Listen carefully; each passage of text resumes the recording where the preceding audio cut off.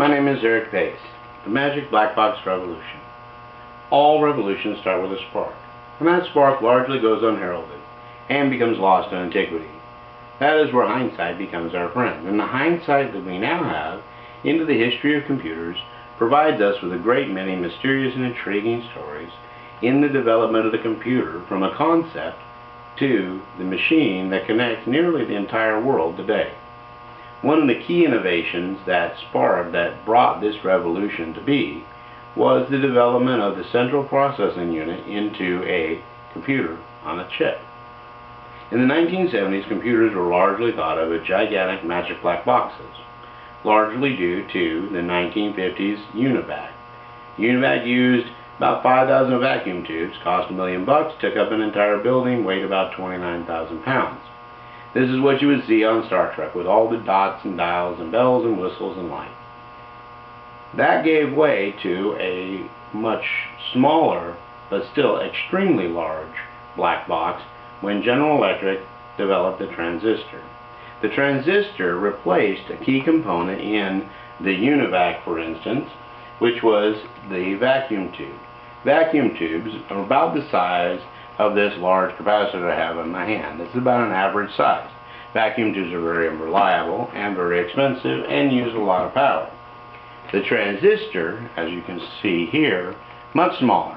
A single component, very inexpensive to make, extremely reliable, extremely fast, and honestly, a great innovation that was provided almost free to the public.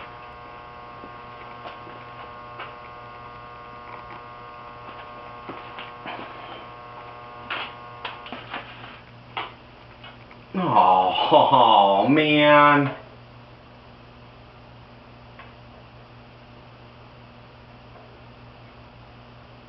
No, come on. Really?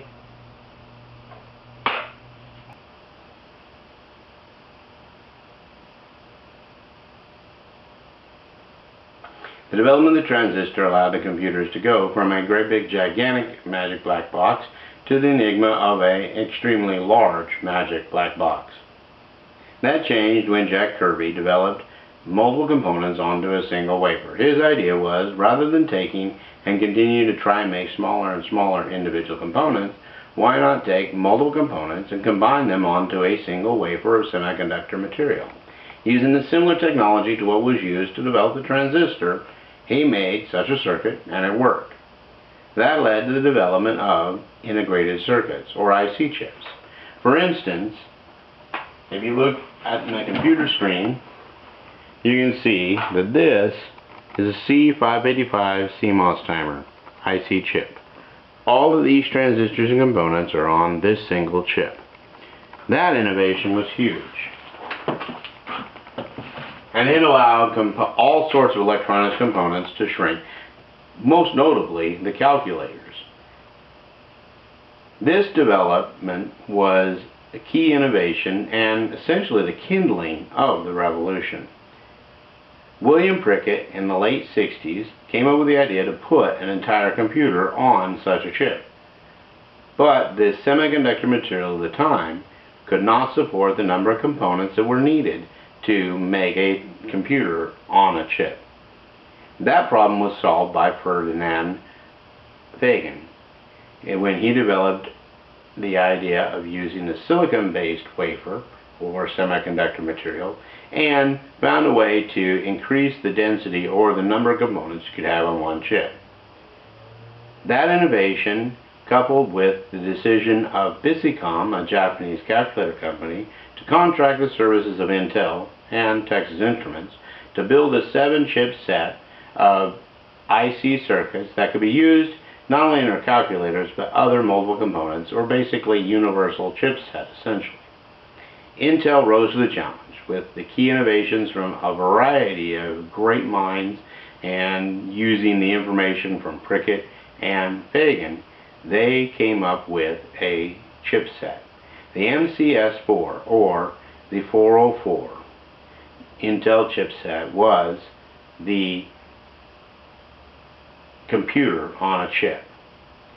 Unfortunately, Datacom decided to drop the project which was almost a near-death experience for this chipset. But out of the death came life, in that when Datacom went bankrupt, it opened the doors for Intel to take on and complete the challenge. And in 1971, they published and marketed the 404 computer chipset. The NCS4 chipset, as you can see here, lighter, cheaper, faster, capable of multiple reads using 4-bit combined technology. Essentially, it was an entire computer on a single chip.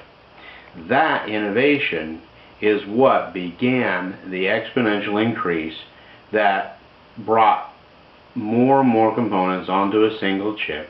The development of the CPU as we think of it today, for instance, as you would see on a motherboard, and this is a little bit older, and this is an AMD chip, so Intel's major competitor. This chip contains hundreds of thousands of components, operates at millions of operations per second. All of these things together combined are what brought the computer all the way from a concept to the innovation that we have today. And who knows where it'll go in the future. Sometimes an idea, it's best to just walk away from an idea that ain't working. But more often than not, a failure of an idea is only an opportunity to step back, rethink, and take another stab at it. Most of the greatest innovations of our time were not accomplished the first try, and often they're found just by accident. So don't give up on your dreams. Never surrender to just one try. If it don't work the first time, keep going. Just like the light in my background.